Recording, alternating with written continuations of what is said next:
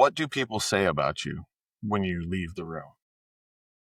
What is the impact you leave behind long after you left your leadership role? That, my friend, is the true essence of legacy. Welcome back to Wisdom, Whiskey, and Wit, the podcast where leadership is distilled, wisdom is shared, and stories are always worth savoring. I'm your host, Starsky Smith, and today we're diving into the conversation that every leader needs to have, the legacy of leadership. A great legacy isn't about titles or power. It's about the people that you've influenced, the cultures that you've shaped, and the wisdom that you've passed on. True leadership is measured not just by what you achieved, but by what you leave behind. To help us break this down, I'm joined by the man, the myth, the legend, Tom Cox, a leader who has built a career on creating lasting impact. We'll discuss what it takes to lead with legacy in mind, the habits of leaders who stand the test of time, and how to ensure your influence doesn't fade when you step away. And of course, this conversation wouldn't be complete without the right pour in hand. Today, we're featuring Old Foster's 1870 original batch, a whiskey with deep roots, crafted in honor of the original batching process used in 1870. Much like great leadership, it standed the test of time. In 1870, George Gavin Brown created Old Foster's on Louisville Whiskey Row, setting the stage for a brand that would stand the test of time. To honor that milestone, Old Foster 1870 original batch was crafted as a tribute to his original batching process, blending barrels from different distilleries to achieve a consistent, refined flavor. Today, the tradition continues by selecting barrels from 3 different warehouses, each with unique aging characteristics, creating a smooth, complex pour with notes of clove, citrus, and honeysuckle on the nose, followed by warm baking spice shortbread sweetness and a lingering finish. Old Foster is more than just a whiskey. It's a symbol of patience, craftsmanship, and legacy. So pour yourself a glass, settle in, and let's talk about what it truly means to build a leadership legacy. So Old Foster's here. Now, Tom, I know that you're not a whiskey guy, and I've always told everybody that it doesn't matter if it's coffee or Coke or anything like that. Like, it's all about just having a drink and having a conversation. So, my friend, tell us what you're drinking and what you're bringing to the table for this conversation. Well, first of all, it's good to see you, Starsky. And I will say that I've had whiskey. I don't love whiskey. And the problem is that I spent way too much time with a bunch of British SAS soldiers during a global war on terror, where they just got me hooked on rum and Cokes. And I've been drinking rum and Coke ever since 2003. And this one is a 15-year rum bourbon court from Haiti. And this was brought to me by a mutual friend, someone from my community, Ryan Roberts, who's our chief operating officer. And he's lived in the Caribbean for like the last 10 years. He lived on a sailboat for 5 years with him and his daughter, sailing around the Caribbean and trying different rums. And so he brought this one up when he visited with me a couple months ago. And so I'm excited to crack this one open.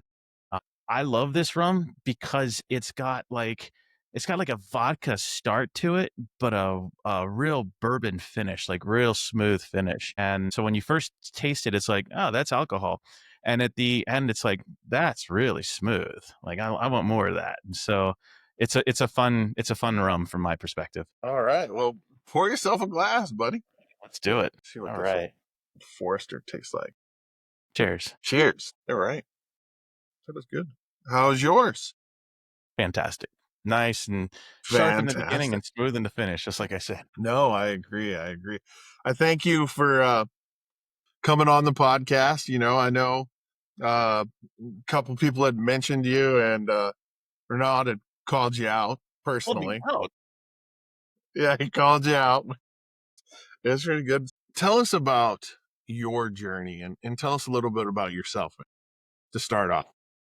Yeah, so I'm a kid from East Baltimore City. I joined the Army, was a medic for a while, eventually got transferred to flying satellites, which was really cool. I was at the NSA during 9/11 and spent the next 3 years in a lot of places putting interesting radios in interesting locations. Felt like I did my part in the global war on terror. And then spent the next 10 years as a satellite engineer in various organizations. I started two companies. One was successful, one was not. Both taught me a lot. And worked as an executive from like 2010 till 2023 in the satellite and defense industries. And then in late 22, I got diagnosed with leukemia, and the diagnosis was pretty dire. They gave me 6 weeks to live, and they said that you really need to have a will and testament and a DNR and all of that stuff. And it wasn't an academic exercise. And luckily enough, as you can tell, I survived. And it was Yeah. because of a rare genetic mutation that quite honestly saved my life and gave me a second chance. And while I was sitting there thinking, what am I going to do with the last 6 weeks of my life? I decided that I actually pulled out my phone and started recording videos for my children about Uh, leadership so that they could at least hear what my thoughts were on leadership later in life when they needed those thoughts. And once the news came back that I had this genetic mutation that would probably let me survive, I decided whether I had 6 weeks, 6 years, or 6 decades left, that I would commit the rest of my life to teaching leadership to good people. And so that's why I formed Vertical Motion, which is my third startup. And this one is it's a coaching business where we help good people become great leaders. And we work with mid-career professionals to become executives. And it's been an absolute joy. I love what I do. I look forward to my work. I feel like I never felt that before. For 25 years, I didn't exactly love what I did. I was good at it. I could be paid for it and the world needed it, but it wasn't a passion of mine. And this now checks all four boxes. And so that's how we met, is through that yeah. community. No, I agree. I want to go back to part of the conversation that part of your story that you talked about. Now, I know as being a service member, I've been on that trail before where you have to go and fill out your will and testament and your DNR if something should happen to you and stuff like that. And I don't know if you ever had to do that on the deployment side of it when you were in. Um, but I don't know personally how I would like. It's got to be a totally different feeling. Like, what emotionally were you going through when you were going through your leukemia battle? Like just processing that, because there had to be a lot of like you fill it out when you're in the service and stuff like that, and you're like, yeah, yeah, yeah, this is never good. But like to fill it out and like honestly know that this might be it. Like, what emotional toll did that do? Yeah, I remember when I was in the Army, they had me fill out a bunch of forms like SGLI, service group life insurance, and all of that stuff. And, it was all an academic exercise. I was young, I was healthy, I could run 2 miles. Like that was just an academic thing. And they told me in the ER, it was a wild moment for me. I knew something was wrong, really wrong with me, but I wasn't sure what it was. And then they confirmed it in the ER. And then I was like, okay, I have leukemia. People survive leukemia, right? And they're like, yes, but you're pretty advanced, and we usually don't see people come back from here. And so probably need to be start planning for we're gonna do everything we can, but you need to start planning for that. And it hit hard. My wife and I had to go find a lawyer. She went and found an attorney who would do a last will and testament for us from the hospital, and so that was a whole weird, uncomfortable process that I had to go through. But just the feelings were. I mean, I remember the night the night that they told me, they put me in this weird kind of hotel like ER room that's halfway between being admitted and not. And it was just like a liminal space in the hospital. And I was there alone. And I was just left with my thoughts, and I remember thinking to myself, "Oh, I guess that's it. Um, was I a good father? Was I a good husband? You know, did I do good for the world?"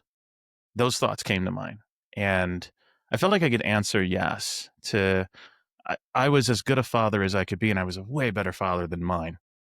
And I was also a way better husband than my father was. And I felt Mhm. like, while I could have always done better, done more, I felt pretty good about my legacy as a father and a husband. I wasn't as happy with my legacy as a leader. And I had built some businesses, I had been an executive, but I just felt like I remember sitting there thinking like I should have done more.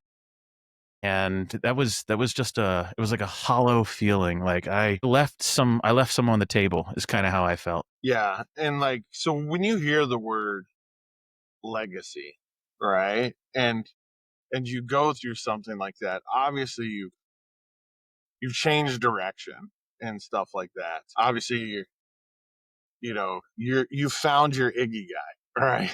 Like as we like to talk about. And so what does that word mean to you now that you've created this vertical motion and stuff like that to help? The legacy so we'll talk about legacy and we'll talk about Ikigai, but we'll talk about legacy Okay. first. The legacy I feel like I'm leaving is that good people can become great leaders. I I have I get frustrated with toxic, narcissistic people who use the 48 laws of power to manipulate their way through their careers. I hate those people. They disgust me. I've run into, unfortunately, too many of them. And the legacy that I want to leave with vertical motion is to find good people and give them what they need to win those jobs over the toxic, narcissistic people. And I really feel like we're doing that in this community already. It's only 2 years and a little bit old, and already it feels like if I got hit by a bus tomorrow, I would feel like my legacy was cemented in that at least I tried to do something. I put a dent in, the world, helping good people move up and become better bosses than, other people would be. And then Yeah. in terms of the ikigai is a Japanese expression. It's from the island of Okinawa, and it basically translates to life purpose. And it's there's a lot about ikigai that I could go into, but there is a Venn diagram that circulates that is attached to ikigai, even though that's not actually what ikigai is. Ikigai is if you think about like the simple life in Okinawa, you either a fisherman, a butcher, a seamstress, like there were simple jobs, right? And people would find their passion in their work. And some sushi chefs, for example, don't become master sushi chefs until they're in their 70s. And several sushi chefs work into their 90s and 100s even. And, it's not because they have to work, it's because they love their work. Their work is their passion, is their life, and ikigai is that. It is a combination of that which you love doing, that which you're good at doing, that you can get paid for doing, and things that the world needs that you can do. And if you think about the work that you do, it may not check all 4 boxes, and what we like to do is help people see if they can move their career or their life towards their life purpose. So we help people find it. And then we help people kind of migrate their career in that direction. And like, so for example, you were always meant for a podcast and it's a great show. I enjoy watching it. Yeah. And so like, this is closer to who you are authentically. And I love seeing this. And so you are getting closer to your ikigai, just like I feel like I found mine, which is to teach leadership. No. And as we're talking about legacy, do you think that you ever thought much about your legacy prior to your cancer diagnosis? No. No. No, I didn't really. I think, I could say maybe a little, but no, I was focused on making as much money as I could and having the nicest house that I could. I was just focused on the things that we're told to focus on, early in our lives. And the truth is that sitting there in that hospital bed, I didn't care about any of those things. No. No, I agree. I think that there's definitely, and I think in every young man or woman's career, that there's a point in there, there's an event that happens in their life, and that transforms when they think about that stuff. For me, it really wasn't when I was in the military. It was when I got out, and really kind of when my boss had passed at a young age, Jared Schreck. And so he was a great mentor to me and a friend. And so that really, even though I've been through tons of leadership positions and worked with tons of companies, that really made me start thinking about legacy, and then joining the organization and trying to find what my legacy is going to be and what my Ikigai is and stuff, and coming full circle. Some people probably never get to understand that. They either pass too soon or never have something significant happen to them in their life like that. But yeah, it's definitely those traumatic events that happen that definitely make us think about those. But what do you think are some basic habits or principles that can contribute to building like a meaningful legacy? Like, how do you build? Hmm. Really good question. I think it's a little different for everyone, but it starts with authentically understanding yourself, right? One of the things that I think is most important for leaders, any kind of leader, to be the best leader that you can be, you have to be the best version of yourself that you can be. And while we'll never, hopefully, ever meet the best version of ourselves because we'll just feel so much shame in front of that, we should be striving towards that. And it starts really with, a habit of introspection and self-awareness and really understanding what's important to you. Why are you upset about this and that? What does it matter really?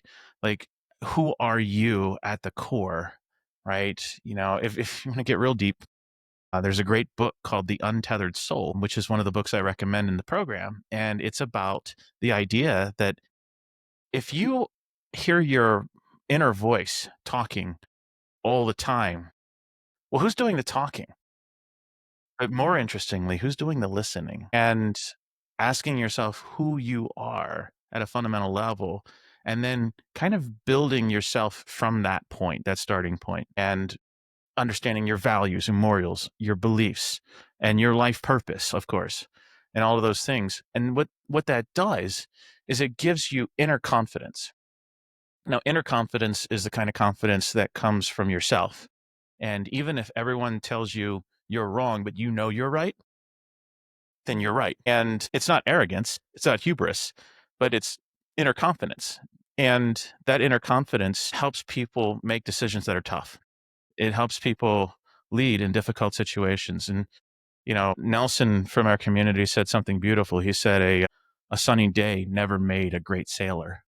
Right. And so those stormy nights are what ultimately define what kind of person, what kind of leader we are. And so I would say a habit of self development, introspection, understanding who you are and what you stand for, and building that inner confidence as opposed to looking at spreadsheets or waiting for someone to tell you that you did a good job, getting a good grade or getting a pay raise or all that external validation should be secondary to that intrinsic confidence that we want to build. That's interesting. So as a leader, how do I balance short-term results with long-term impact? You've talked about it many, many times before, CEOs and stuff, balancing shareholders, uh, profits over the long-term success of the company. So like, how do you? Yeah, great question. That's definitely an issue that I think is the issue of our time.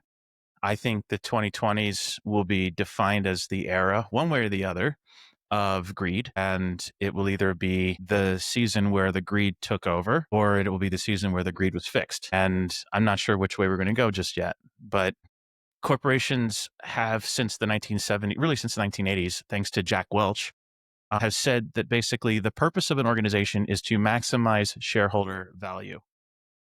And the problem with that is in absentia of everything else, it's like, letting the fat guy in the back seat of the taxi car drive the car. And as soon as he's like, I think the car's going to crash, he just jumps out the door.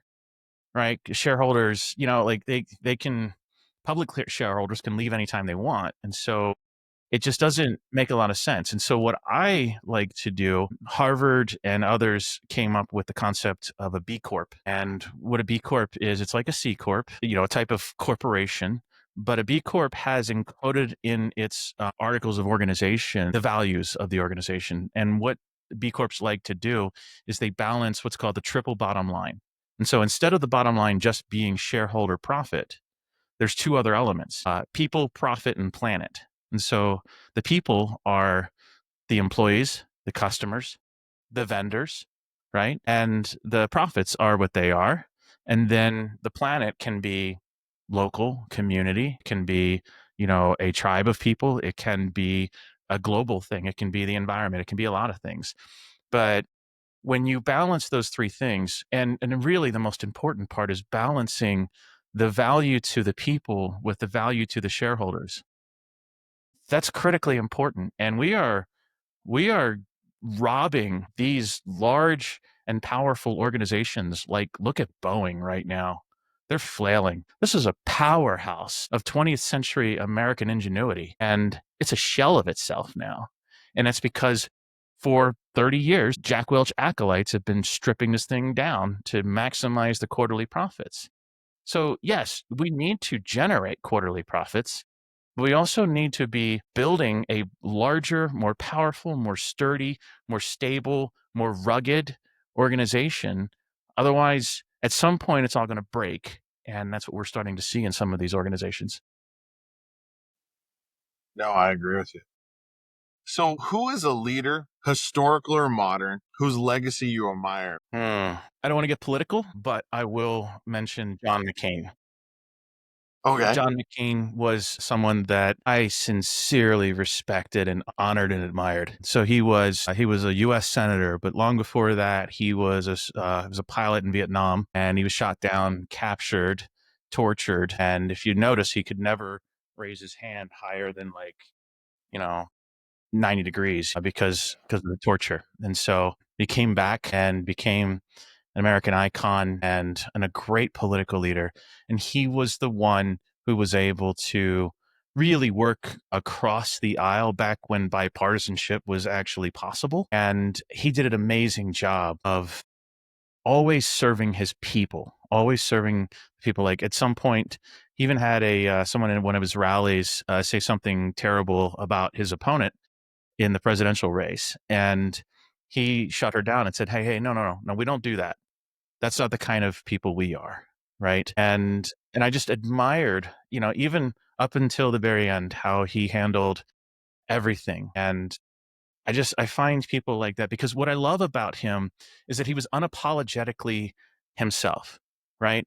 So Yeah. many politicians and leaders are exactly what they think they need to be in order to win the moment. And John McCain was a different animal. He had, I don't know if you allow swear words on this, but he had no fucks to give. Just, you know, he was himself, and he voted his Yeah. conscience, and he asked his constituents, "Did I vote yours?" And I just respect that in a leader, and I wish I could see more of that these days. No, I agree. I agree. Wish we saw more of that too. Yeah, that's definitely an icon. In your time as being CEO and stuff like that, I know you found, but you've been tested with decisions. Were you ever faced with a moment that you had to make a tough leadership decision that you think that, impacted your legacy, in one way or the other, good or bad? Yeah.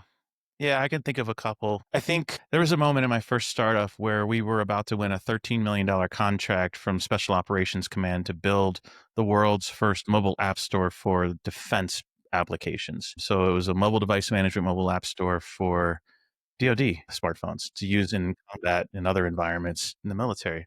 This was 2010, 2011 timeframe.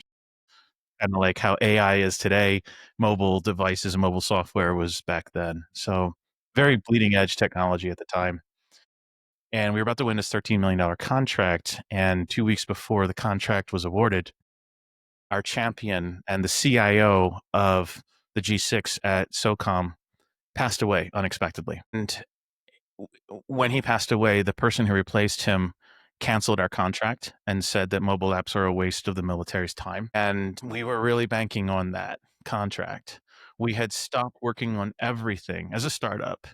There was a team of 11 of us at the time. We stopped working on everything except for that app store. And when that happened, 2 weeks before we were given the contract, we ran out of money and had no prospects. And I remember just like, we're not dead. I'm not letting this happen.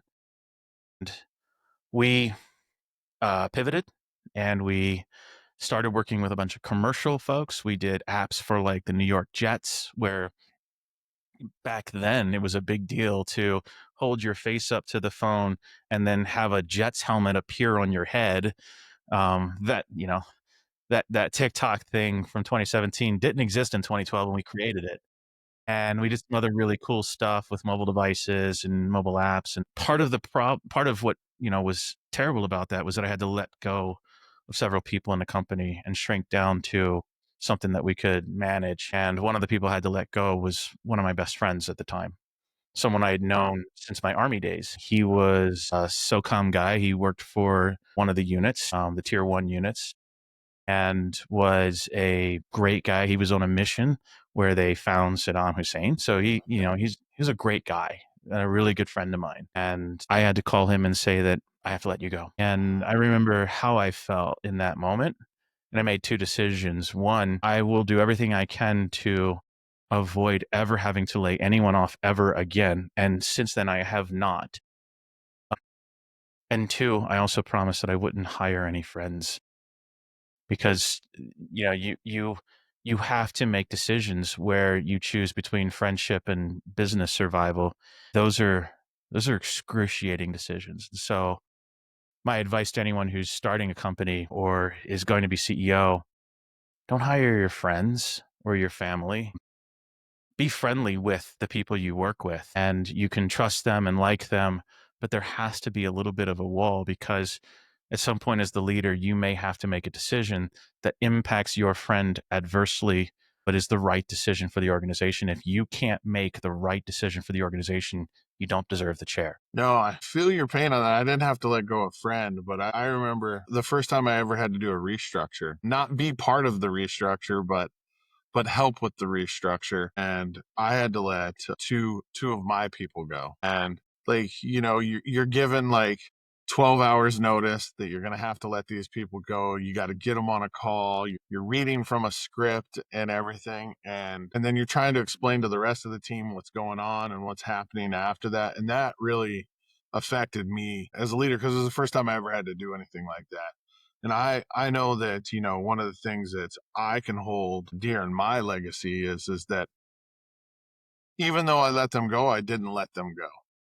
And so like I helped them through the process of finding a new job. One guy got a job with the state being an investigator in Michigan, and the other guy became a police officer in Minnesota. I actually hired the guy back from Michigan eventually. We ended up, I was like, hey, do you want to come back? He wanted to come back. And so, but I think one of the reasons that he came back is, one, that he liked the culture in which we had, but two, was the effort that I put in at the end, to give recommendations, to be there for them and support them, even though it wasn't my decision to make. But, you know, I gave my extra time to help them, to say, hey, I think this guy would be a really good police officer in your organization, or, I think he would be a good investigator for your state. I think those are the impactful things that leaders can do to drive their legacy. It's what you do in the hard times, not what you do in the easy times. Like you said, sailing in the sun. People follow people. They don't come to Mhm. companies. They come to work with people, right? We are a tribal creature. We live in bands of people, and we live in culture, and we want to make things as antiseptic as we can. But the reality is that, your work is a tribe. And so that person came back because of you, not because of the organization. Maybe there were other people that they thought about, but people they want to work for you, not for the place, right? And or the opposite side is, people don't leave companies, they leave other people. right? They leave bad bosses, they leave toxic coworkers, they leave, that stuff, right? It's always it always goes back to the relationship, the connection Mhm. between the people on the team that determine what that culture is going to be like and whether people will be trusting of each other, leaning in to help each other, going a little bit extra when needed because, they care about the needs of someone else, or if they're going to be guarded and not share their ideas unless they get credit for it and worried about someone else stealing their ideas or taking credit for their work or, being scolded for something that wasn't even a big deal that you didn't even know was like two very different cultures that I just kind of painted right there. And you obviously create the better culture. And that's why that person came back to you. Yeah. How should leaders handle failure while still maintaining credibility and influence? Great question. Winston Churchill said that success is going from failure to failure with no loss of enthusiasm. And I absolutely 100% wholeheartedly agree with that. In my career, I have built a startup and then I got fired from my own startup by the board that I seated um, in a board fight with one of my co-founders. Then I started a second company, and in that company, I had a co-founder try to take over the business, and we ultimately had to wind it down. And then in another company, I was about to spin out a technology company, $100 million investment in this thing, and I had a covert narcissist destroy it and fire me. And I wound up, you know, on the street instead of, being the CEO of a $100 million tech startup. And, it's just like you take these punches in your career and like no one has, or very few people have a career that's like a straight line up, right? Most of us have these jagged points that, are big drops. Each time that I had a massive career failure, I wound up being a better version of myself on the other side of it. And like, even if vertical motion were to fail, let's say that I got sick again and the thing fell apart. Then on the other side of it, I could rebuild something else and, be an even better version of myself. And so I think that failure is probably the best teacher that you can have because quite honestly, not very many people learn things from success. All of us learn something from failure. And we learn how we can do something a little better. I think the pain of failure is cauterizing thing for us. It forces us to really assess like who are we, what are we doing, and what are we about, and what can we learn from this failure? What did we do wrong? What was something that we could have changed, right? And yeah, so I think that like failure is part of the game. You just have to accept that you will fail. And No, if you're afraid of failure, then you are not cut out for leadership. You agree. have to be Yeah, okay totally with agree. failure. Yeah. No, I agree. I feel like I fail every day sometimes, So do I. and so it's definitely a challenge. Like my next question for you is how do we empower the next generation? As we look back and I remember when I was in the army, well, this next generation of soldiers is different than the last generation. Everybody else had it harder. Every generation did it better. Back in my day. Um, yeah, back in my day. And so, like when we look at the corporate world and we look at these young men and women that are coming up, how do we empower them to be leaders and understand their legacy at an earlier impact rather than waiting till like us having significant emotional events happen in our lives for us to understand what we're meant for, what we're doing. How do we do that? That's a wonderful question, Starsky. Thank you for asking that. There's a saying that good times create weak leaders. Weak leaders create bad times, but bad times create great leaders, and great leaders can create good times again. And this is a cycle that we run through about every 80 years in American history. So you go 80 years back, World War II, 80 years back from that, the Civil War, 80 years back from that, the Revolutionary War. And we're due. And I think that, quite honestly, if you look around the corporate landscape, the political landscape here in the United States, there is a bankruptcy in leadership. There is Yeah. nothing but grift and lies and deceit and greed and maximizing shareholder value. And there are just nothing but terrible examples all around. I think the most important thing that we can do is be the example of what the next generation should be and let them change the direction of things, right? But they need an example. They need people to look up to and say, I want to be a leader like that person. I want to be a man like him. I want to be a woman like her. I want to be someone who stands for what's right, protect the weak, will take care of their community, will take care of their employees, will take care of the people who serve, all of that, right? And I think that, like, that's kind of what I'm hoping my ultimate legacy is the idea of defining what good leadership can look like in the 2030s and beyond. Because right now, there's nothing but terrible examples of toxic, disgusting leaders all Yeah. around us. It's really shameful. No, I can't. I can't really. I can't even really point to a really good example.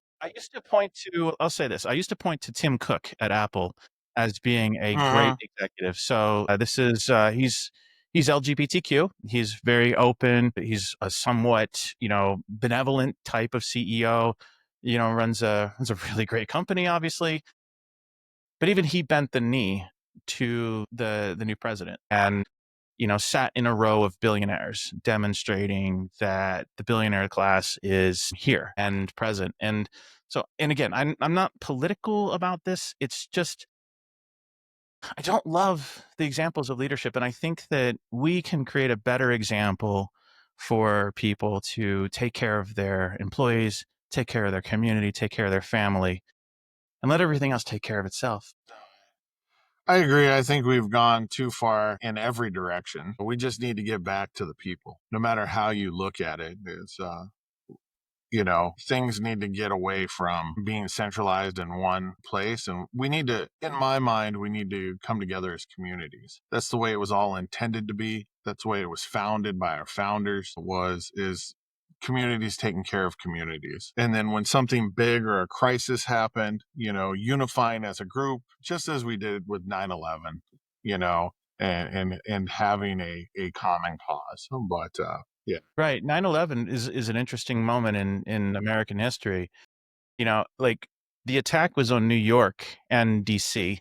Um, but the terrorists weren't screaming death to Brooklyn, right? They were screaming death to America. And we're Yeah. supposed to be a united country. And I Uh-huh. remember, like you do, on 9/12/2001, this was the most united country on the planet. And everyone rallied around the country. It was amazing to watch. I remember I was in DC. I was at the NSA, and my wife she worked downtown DC, and all the things were happening, and she took the metro underneath of the Pentagon, and, like, she made it through. But, like, I drove down there and found her and took her home, and, it was a scary day. And I just remember a couple days later driving home on the interstate and seeing people just waving the American flag on an overpass. You didn't see that back in the 90s, in the 80s. That wasn't a thing.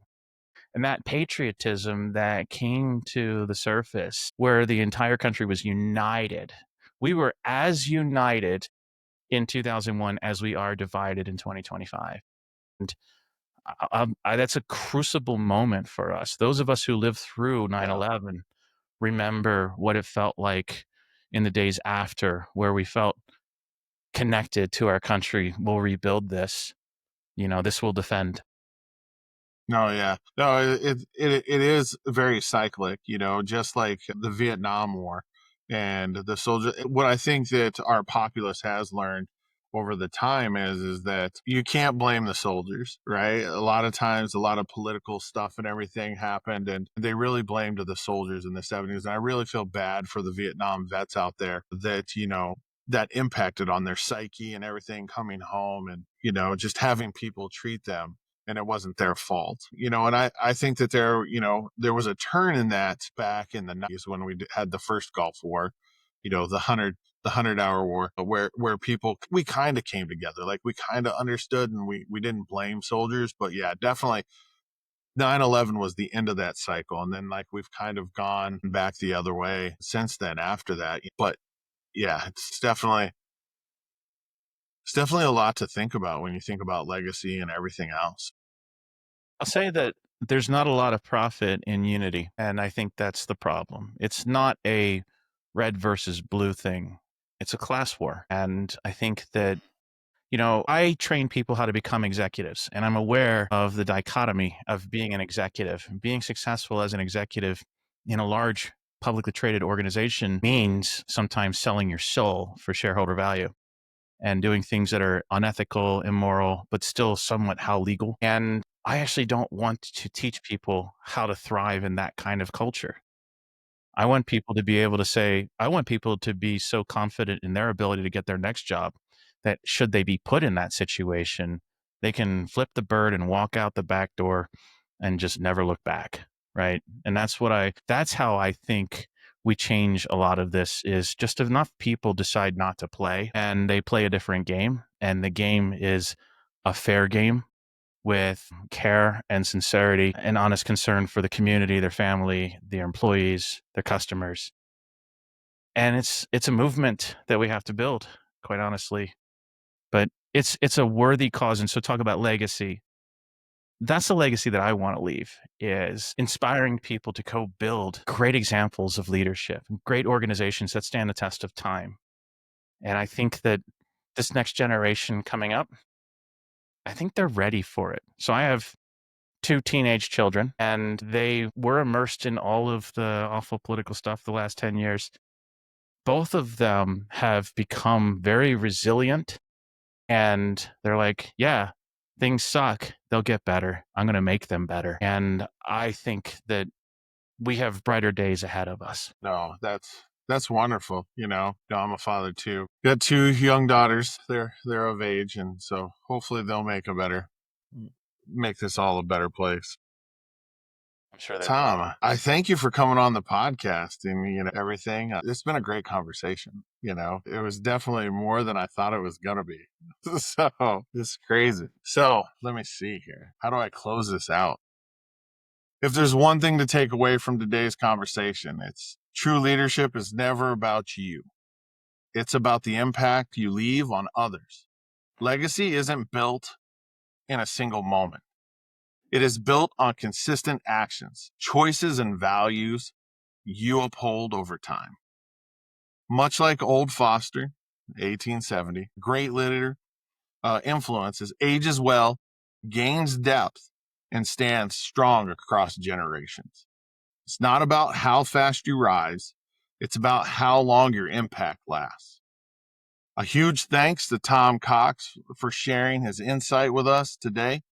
If you want to connect with Tom, you can find him where can we find you at, Tom? Vertical Motion, Tom Cox on Instagram. Where you want On him to find you at? Instagram and YouTube at Tom Okay. Cox Tom Cox V Victor Mike for my military folks. Tom Cox VM on Instagram and YouTube. That's the best place to find me. Shoot me a DM on Instagram. I'll be glad to have a conversation with you. Yeah. All right. And to you listeners, what kind of leadership legacy do you want to leave behind? Drop a comment, send a message, or tag us on social media with your thoughts. If you enjoyed this episode, make sure you subscribe, leave a review, and share it with someone who needs to have this conversation. Until next time, keep leading, keep learning, and remember, leadership is distilled, wisdom is shared, and stories are always worth savoring. Cheers. Cheers.